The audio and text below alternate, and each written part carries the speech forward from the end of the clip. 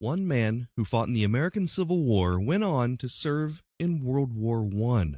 We're going to talk about Peter Conover Hains on a special Memorial Day episode of The Internet Says It's True. Well, hey there. We're celebrating Memorial Day. Welcome to The Internet Says It's True, where every week we learn something that sounds made up but is really true. Part of the WCBE podcast experience. Available on all podcast platforms, also the NPR app and website. My name is Michael Kent. This is episode 240. Thanks for tuning in. If you're new here and you're listening for the first time, I am a professional comedian and magician, and this has nothing to do with that. A few years ago, I decided I'd do a side project, and here we are 240 weeks later. Actually, 241 weeks later, because I missed a week when I had COVID a few years ago. So this is a labor of love, and if you want to support me in this endeavor, you can do that in one of three ways.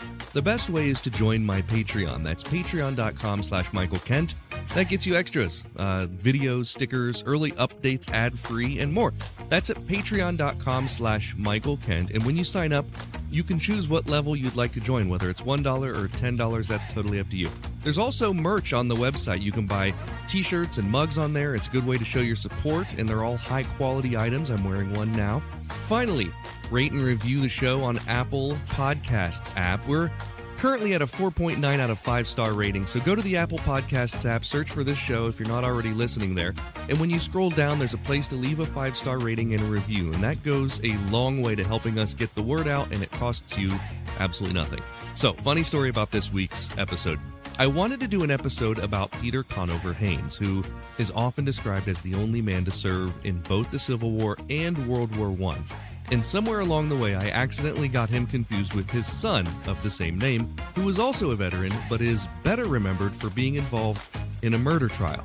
And we can talk about that a little bit later, but I had to rewrite the entire episode because I confused the father and the son and melded them into one person somehow.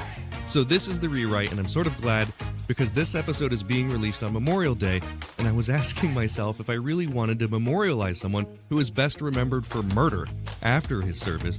Actually, it was during his son's service. But anyway, no worries. This is about the non-murdery Peter Hains.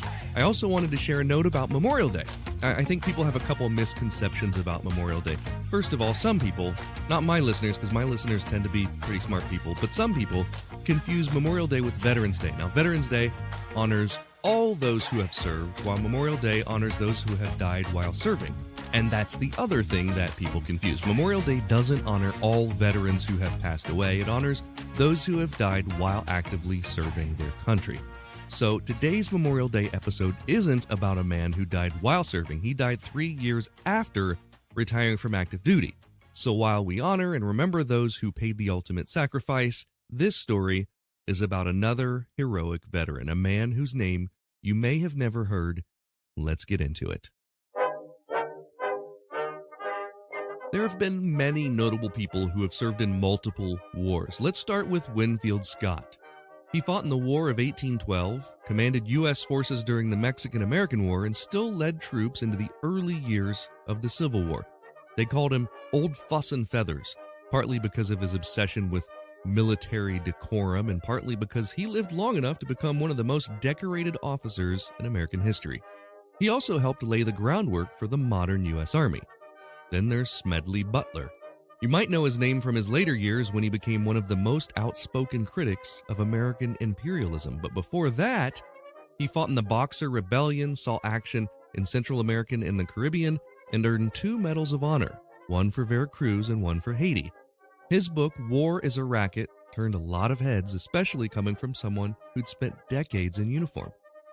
Then also there's John J. Pershing, known as Blackjack. He fought in the Spanish-American War, helped lead campaigns in the Philippines, and in 1916 was sent to hunt down Pancho Villa along the Mexican border.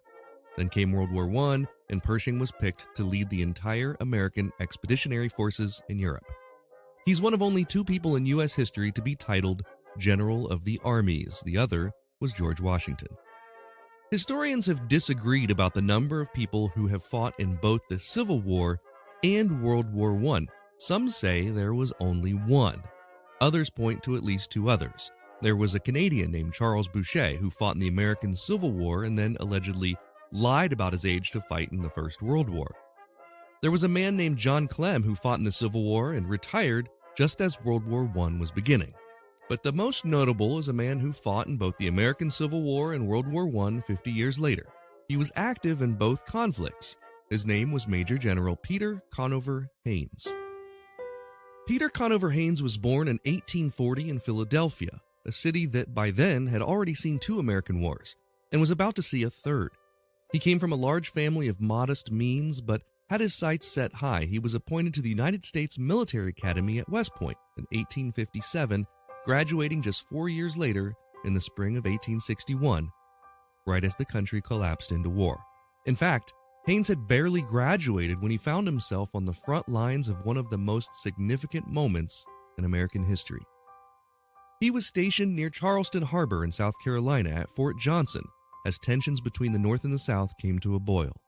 On January 9, 1861, months before the official start of the war, Hains was ordered to fire a warning shot across the bow of the Star of the West, a Union ship trying to resupply the besieged Fort Sumter. That shot, according to military historians, was likely the first naval shot of the American Civil War. Let that sink in. The war hadn't even officially begun yet, but Peter Conover Hains, 20 years old, fresh out of West Point, fired the cannon that helped light the match. Literally, he wasn't just a footnote in the early days of the Civil War, he was standing right at the fuse as it was being lit. So, to get into more detail of that, in early January 1861, this was months before Fort Sumter would become the official opening salvo, tensions were already high in Charleston Harbor. The Union had sent a steamship, it was the Star of the West, to resupply this garrison at Fort Sumter, which was still held at that point by federal troops under Major Robert Anderson. But South Carolina had just seceded from the Union 3 weeks earlier, and the state considered any effort to reinforce Fort Sumter as an act of war. Hains, stationed at Fort Johnson and serving as a young lieutenant in the South Carolina State Militia at the time, was ordered to fire a warning shot across the bow of the Star of the West, and that cannon shot was just meant to turn the ship away. And even though no one was hurt or killed, that cannon shot is now widely regarded by historians as the first naval shot of the American Civil War. It didn't lead to immediate full-scale fighting. It was a spark, a literal flashpoint. And Peter Conover Hains was literally the man who pulled the lanyard. As the war escalated, Hains was assigned to artillery and engineering commands, serving in multiple theaters, gaining a reputation for technical brilliance. He wasn't leading flashy charges like Joshua Chamberlain or riding with cavalry units. His genius was in logistics and structure. He understood the role of terrain, elevation, fortifications, and fieldworks better than almost anyone his age. He served in Virginia, Maryland, and along the Mississippi River, helping design and fortify Union positions. His work was less about headlines and more about holding the line. He often supervised the construction of forts, bridges, and artillery emplacements under fire. In 1864, during the Siege of Petersburg, his engineering skills were put to the test as Union forces tried to outmaneuver Robert E. Lee's army. Hains designed defensive works and planned artillery bombardments that helped pin down Confederate forces, and he kept surviving. Unlike many of his West Point classmates who died during the war, Hains emerged with his health, his reputation, and a promising future. When the war ended in 1865, most young officers left the military, but not Hains. Instead, he joined the Army Corps of Engineers and began what would become a monumental career in shaping the physical infrastructure of the United States. Over the next 4 decades, Hains worked on harbor improvements from Boston to Savannah, dredging and deepening the Delaware River, strengthening the defenses of New York Harbor, modernizing coastal fortifications from Charleston to New Orleans, planning the first modern canal locks at Niagara Falls. His name appears on blueprints for harbor projects, flood control systems, and navigational channels across the East Coast. He wasn't just building forts, he was reshaping how goods moved across a growing nation. In the late 1800s, America had its eye on a big dream, building a canal through Central America to connect the Atlantic and Pacific Oceans. The French had already failed spectacularly at this in the 1880s. Thousands of workers died of disease, the terrain was brutal, the logistics were worse, but the U.S. believed it could succeed, and Hains was brought in to help. He traveled to Panama, studied the region, and joined the Isthmian Canal Commission, the group in charge of selecting the best route. Hains recommended a series of lock-based designs that would eventually become part of the final construction plan under later engineers like John Stevens and George Washington Goethals. He wasn't the one who finished the canal, but he helped lay the blueprint, and once again, he did it in uniform. By 1904, Hains officially retired with the rank of Brigadier General after 43 years of continuous military service. He was 64 years old. At this point, most people would slow down, but not Hains. At age 64, he retired from the military after building forts, firing Civil War cannons, and helping design the Panama Canal. But 13 years later, as the world fell into global war again, he wasn't done. We'll find out what brought Peter Hains back into uniform right after the break. If you love listening to this podcast every week and you want to show your support, that would mean a great deal to me. You can do that by becoming a Patreon member. We've got members at all levels, whether you want to pledge $1 a month or $10 a month. Just think about the value that you receive from this show. And if you like the histories and the stories that you learn about or the jokes that you hear, and if you think that they're worth it, consider signing up.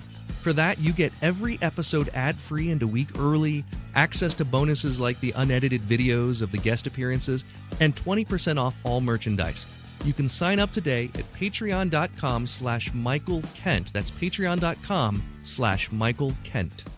I'm John DeSando, host of Back Talk. This podcast is an extension of the long-running, award-winning movie review show, It's Movie Time. Back Talk features additional content and banter with guests about new movies. If you want more insight and information about what's playing now in theaters and online, find Back Talk at the WCBE Podcast Experience on WCBE.org. You'll be happy you did. We're living through the most dynamic time in human history, and what we do as leaders matter. We are the ones that create the leverage to shift directions of our companies, our nonprofits, and our communities. As a leader or an emerging leader, please join me for a dynamic conversation with top thought leaders, academics, and executives to learn more about how to elevate your leadership. I'm Maureen Metcalf. Join us at the WCBE Podcast Experience at WCBE.org. There was a time that humans used 100% organic products as healing balms and moisturizers for their skin. Well, I've partnered with an awesome company that wants to get back to those times. Fatco sells organic and responsibly made tallow-based skincare products. For centuries, humans used tallow in skin moisturizers and healing balms, but unfortunately, the topical application of these fats seemed to stop around the same time that animal fats stopped being considered part of a healthy diet. A lot of modern skincare products do more harm than good by stripping your skin of its natural oils. Let's change that.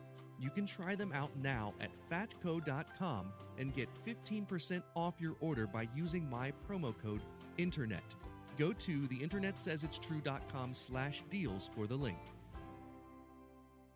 Hey, I'm Cliff Baumgardner. And I'm Harrison Stewart. If you're like us, you probably grew up watching the Discovery Channel classic, Mythbusters. From rocket cars to chicken cannons, Mythbusters proved there's no question too big, too small, or too ridiculous to put to the test. Now we're going back to rewatch the show from episode 1, and we want you to follow along. Join us as we revisit every single myth, moment, experiment, and explosion from throughout the show's legendary 14 seasons. Subscribe now so you don't miss one.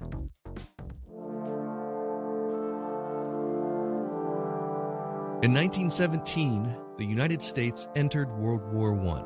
The country suddenly needed experienced military leaders, especially in engineering, logistics, and training. And so someone at the War Department pulled a name from the past, Peter Conover Hains.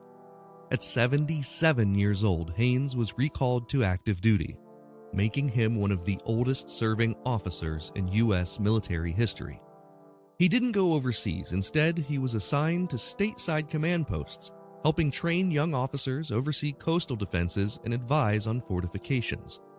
One Army report described him as, quote, remarkably sound of mind, commanding immediate respect, and bringing decades of practical knowledge to every assignment, end quote.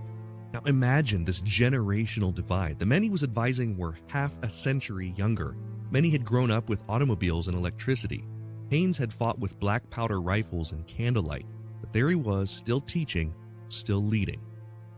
Hains finally retired for good in 1918, shortly after the armistice. He died 3 years later, in 1921, at the age of 81. He's buried in Arlington National Cemetery alongside his sons and grandsons. And speaking of his family, the Hains legacy didn't end with Peter. His son, Peter Conover Hains Jr., served in the U.S. Army and was involved in the famous Annis Yacht Club murder case, which made headlines in 1908. This is the guy whose story I got confused with his dad's.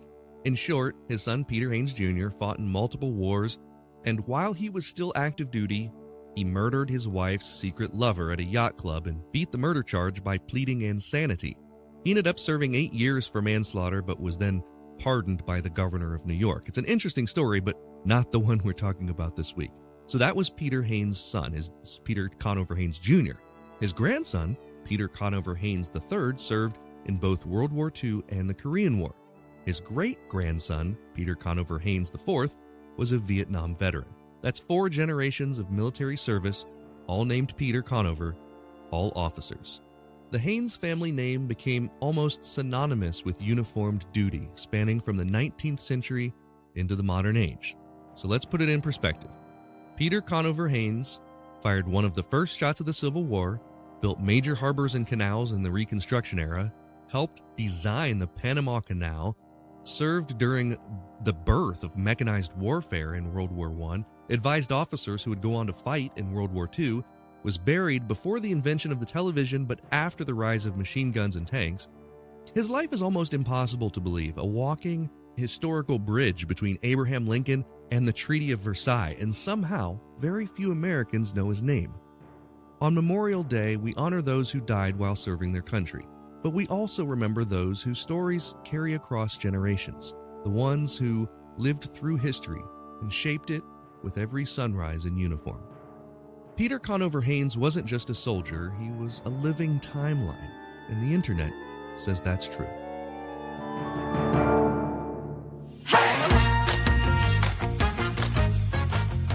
It's time for Yap Yap with me and a friend, and today I'm talking with Joe Janes. Joe's a teacher at Columbia College and the Second City. He's also a docent for Shoreline Sightseeing's Architecture River Tour in Chicago and a playwright. He invites listeners to guess which one of those pays the least.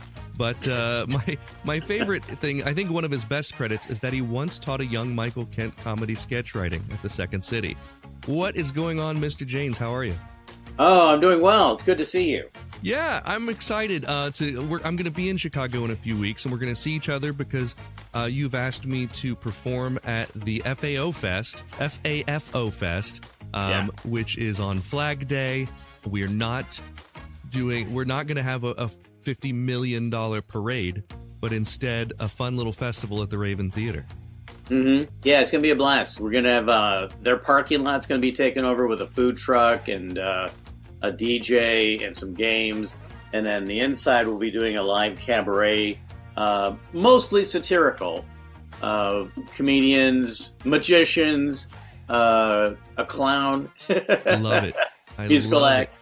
Yeah, this happens on June 14, which is 3 weeks, I believe, from when this airs. This episode is out on Memorial Day, so yeah, I'm excited. I'll be headlining the Chicago Magic Lounge during that weekend, and we're going to just sort of take advantage of me being in Chicago, and I'm going to perform alongside a bunch of native Chicagoans. So yeah, and I don't know if you're probably aware of this, but magic is exploding in Chicago right now. I can't wait. There's a brand new venue coming out.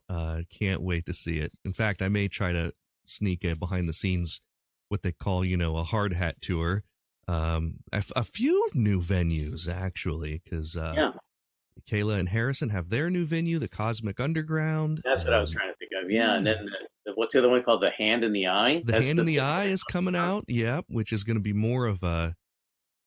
That thing's going to be just ginormous from what I'm seeing. But I don't know much. I don't know too much about it. I was talking with my friend Nick, who's instrumental in that, and I'm going to try to get a tour of it while I'm there. But yeah, cool. Magic's always been big in Chicago, but right now there's definitely a spike in interest. So it's very cool. So before we get into the podcast, did you bring with you a story that maybe you think I haven't heard? Well, so you mentioned I'm a docent at Shoreline Sightseeing, and I've been doing that for about 3 years now. And I'm sure most people know about Chicago, the Chicago River. And if you come to Chicago, everybody tells you have to do the Architecture River Tour. and there's about half a dozen of those or more. We're one of the best. We're one of the best. And I got interested in doing it because I did the tour for the first time about maybe 5 years ago, and it blew my mind. Like, there's stuff that I learned that it wasn't even on my radar as things to know about my city, and I saw sites I didn't know existed, and there were some facts that I did not realize were incorrect. Incorrect? So, yeah. Have you ever done an episode on Mrs. O'Leary's cow? I've never done one, but I have heard the story. This is the cow that supposedly tipped over the lantern in the barn that caused the Great Chicago Fire. Yeah. Yeah. And I thought that was gospel before I did the tour. And I did the tour to find out that it's not. Really? It's fake news. Wow. So what would be the motivation for creating that story? Well, it's not a pleasant one. Racism. Mrs. O'Leary was Irish, and what happened at the time is that the fire did absolutely start at her barn. That is confirmed. They know that for sure. But the investigators cleared Mrs. O'Leary and her family from having anything to do with it because it was Sunday night at 9:00 is when the fire started. They're farmers. It's 1871. They were in bed asleep. Sure. And they could prove it. But a journalist, the city wanted someone to blame, and a journalist just went ahead and said, "Hey," published a story claiming she was in the barn milking a cow, 9:00 at night on a Sunday, and then that's what started the Great Chicago Fire because the cow kicked over an oil lamp, right? Yeah. And everybody loved that story. That story's persisted for generations. Everyone's like I heard grew up believing it. Sure. Songs about it, poems about it. Not true. It's crazy. It's totally not true. It's fake news. Oh, boo. What did cause the fire? They don't know. Oh, wow. They It's a don't mystery. know to this day. There's a lot of theories. Some of them include meteors. Some include actual space aliens. The one that makes the most sense is that they do know for a fact there was a party going on the same street as Mrs. O'Leary's barn on DeCoven Street. And they think someone from the party broke into the barn to steal milk or something and then dropped a pipe or a cigarette. And it makes the most sense, but still, it's just conjecture. But yeah, maybe it was those people that were like, hey, go blame the Irish farmer down the street. Yeah. That's amazing. Yeah. Wow. No, I never really heard the real story with that. But I've heard about the cow. I think Sure. just about everyone has, and I don't know much about Chicago other than, the few times I've been there. I've never taken one of those architectural tours, but now I'm going to have to. Yeah, we'll get you on the boat. I'll definitely try to do that while I'm there this time. So for the first question of this week, we're going to play for a joke. So basically, if you get it wrong, you've got to tell me a joke. If you get it right, I'll tell you one. Couldn't find one this week, so we're gonna find from the old joke book. We're gonna just yay, the old joke book. Yeah, we might have to go through a few first. Okay. Here's your question. What makes Peter Conover Hains historically unique? Was it A, he served as a general in 3 wars, B, he was the only general to receive the Medal of Honor twice, or C, he served in both the Civil War and World War I? Wow. Yeah, this is a hard one because this is a name I don't think really anyone knows. Peter Conover Hains. So he either served as a general in 3 wars, he was the only general to receive the Medal of Honor twice, or he served in both the Civil War and World War I. Well, his nickname was Old PC Hains. PC General Hains. PC Hains, that's what they called him. That was his nickname. Yeah. They're all true. All true. One of them is true. 2 of them are false. Oh, all right. Well, in that case, I want to say Civil War and World War I. You are correct. He's one of the only U.S. military officers, and possibly the only, historians disagree on this, to serve in both the Civil War and World War I. That was 50 years apart. So, basically he went from muskets to machine guns in his career, which is crazy. He never went over to Europe during World War I. He served from America, but he had already retired. And then over a decade, he was retired. They were like, this guy knows strategy, strategic, maneuvering more than anyone. Let's bring him back to teach people. And so he's teaching these people. He was also one of the first people to work remotely.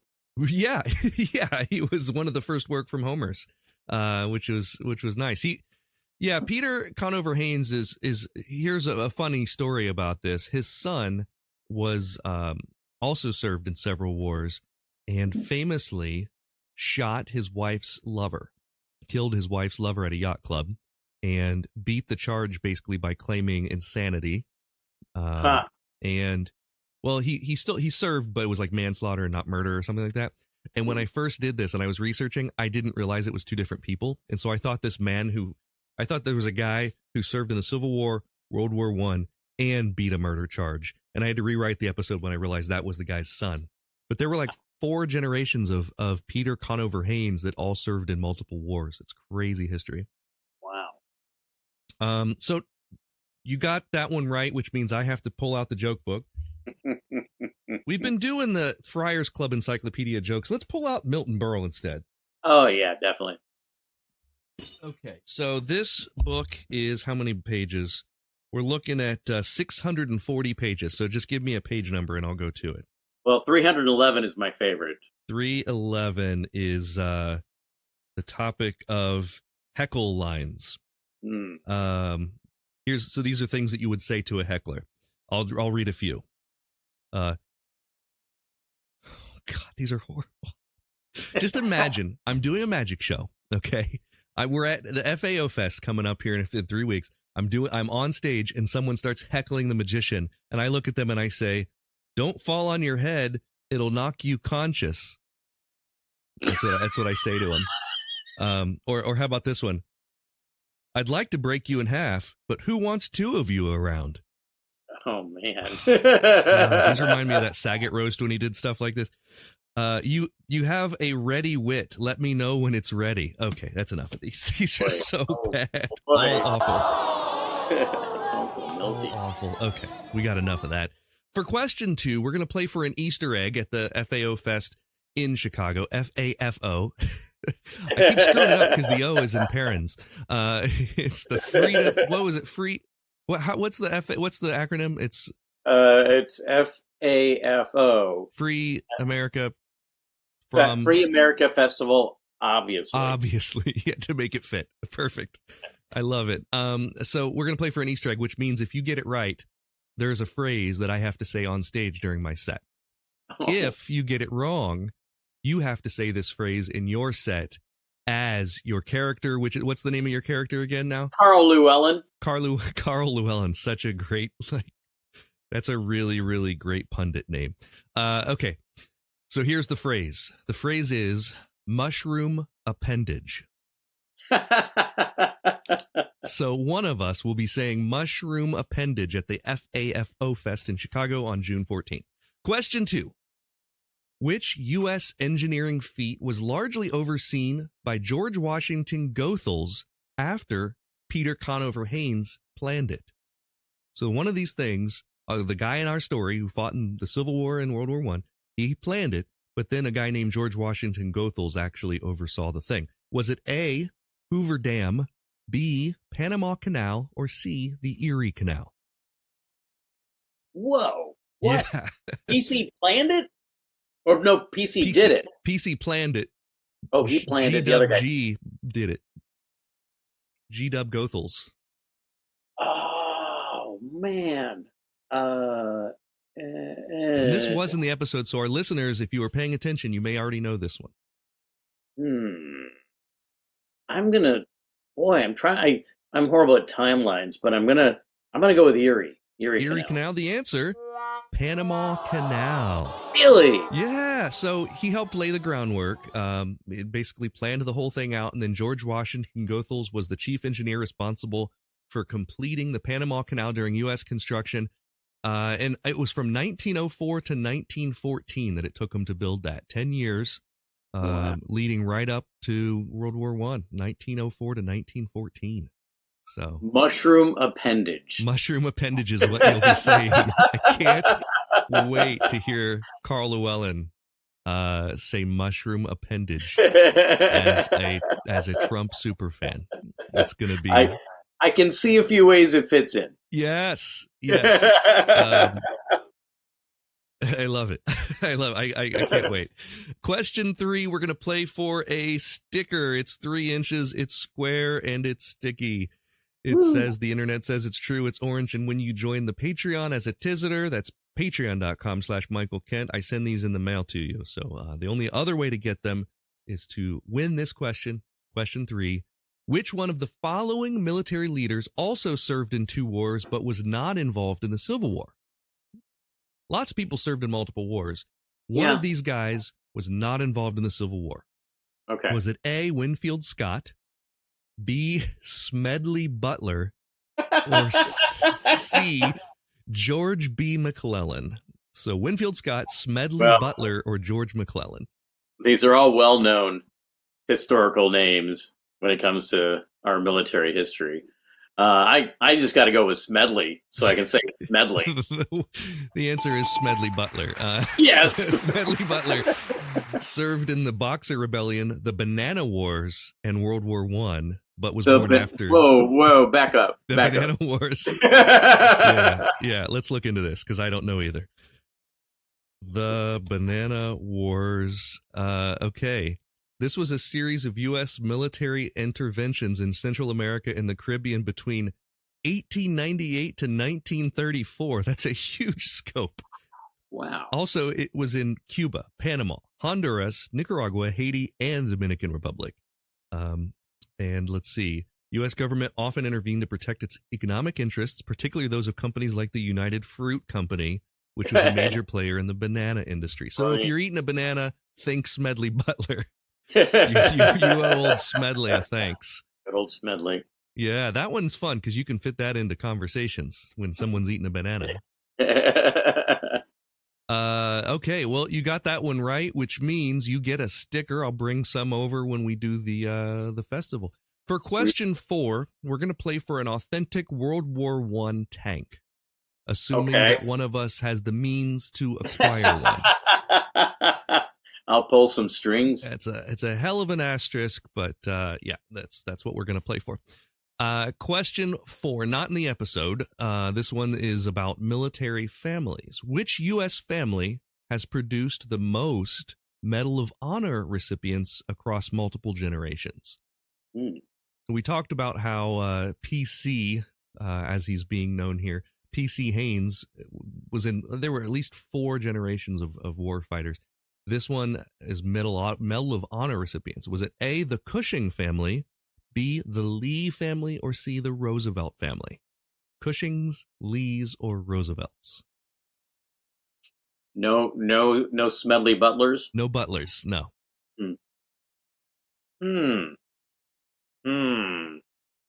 Cushing doesn't sound familiar at all. So I'm going to go with that. That's great. That's the right answer. The Cushings produced multiple Medal of Honor recipients, including William B. Cushing and his brother Alonzo Cushing. They remain a symbol of multi-generational service and value to some, not you. So shame on you for on this Memorial Day, Mr. Jones, for not knowing the Cushings. I myself have multiple plaques in my home honoring the Cushings. No, I don't at all. I have cushions. Cushions. Yeah, but I call mine Cushings.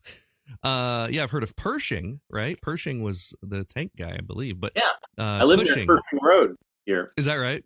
Yeah. So he must have a Chicago. He must have come from there or something. I don't know. That or they just really liked him. Came through here. Yeah. Question 5. Now, so far you are 3 for 4, so you're killing it. But if you get this one wrong, it's like you didn't get any right. So and you will be banned from the podcast going forward. Oh man! If you get it right, you're welcome back anytime. High stakes. Now remember, so let's talk about what's happened here. We got a joke. That was the one that you got right. I told a joke. You've got to, the only one you got wrong is you got to say mushroom appendage on stage June 14th at the FAFO Fest, which I'm happy to do. Great. You got a sticker, and you're gonna win a tank as soon as I can acquire one. All right. So here's your last one. If you, Joe Janes, had to serve in a completely different profession for the next 50 years, across multiple generations of change, what would it be and how would you adapt? What sort of profession would you do? And I don't mean to say the next 50 years, but just any profession for 50 years. Let's say you had never got into writing and comedy. Well, I'm assuming in this hypothetical that I'm good at it and and enjoy it and successful at it. I would love to be an artist. Is there a particular type? Like you mean like a visual artist, not a... Yeah, like a painter, sculptor. Okay. Both. Like, because I love art. I just like when on Blue Sky, most of the stuff I follow are either animal related or it's art related. And I've tried doing ceramics. I tried doing pottery for a couple of years, and I'm just was horrible at it. I think I have. Do you have one to show us? Those of you on Patreon are going to get a special gift here because you can see the video. This is a cup I made. That is a wonderful cup. Does your cup have a nose? It's got a nose. It's got a little face going on. Oh, but the face you see when the cup's upside down. So yeah, but it does stand as a cup. But it's I love it. Well, that's a correct answer. We'll accept that. You will be a different type of artist than you are now, which is a correct answer and means you are welcome back on the show sometime. I get a tank. And you get a tank, which is the best part of this whole thing. Where can people learn more about your work? You can find out about me at www.joejanes.net. I've got writing samples on there, and also whenever there's news, you can find out more information about FAFO on that website as well. Fantastic. Go there to see many wonderful Chicago artists, plus me. I'll be performing near the end of that. That's once again June 14th in Chicago at the Raven Theater. Dude, it's been great to have you back. I'm glad that I could have you back on. Happy we could work it out. That's it for this week. Thank you so much to Emmy-winning writer Joe Janes for being my guest, and thanks to you for listening. Here's the voice of Peter Conover Hains the 12th. Thank you for listening to The Internet Says It's True. To listen to episodes ad-free and a week early, support us on Patreon. You can do that at patreon.com/Michael Kent. If you learned something just now that you didn't already know, go to the Apple Podcast app and leave us a review with 5 stars and a few words. That helps us a ton, because that's how the algorithm works. I don't know what an algorithm is, but just do it. See you next week for a brand new episode of The Internet Says It's True! The Internet Says It's True would like to thank the Patreon subscribers whose monthly contributions help to make this show possible. Sean Brown, Joshua Endress, Dallas Ray, Bryce Swanson, Eugene Anderson, Jim and Joanne Martin, Mitch and Andrew Joseph Kemplin, and the show's official emperor, Kick Track. The show is written and produced by me, Michael Kent. The theme song is by Finite Music Forge, and all audio clips in this episode are used for education and commentary and used under Fair Use Title 17 USC Section 107. You can listen to past episodes by searching for The Internet Says It's True wherever you get your podcasts, and you can see bonus content at patreon.com/Michael Kent.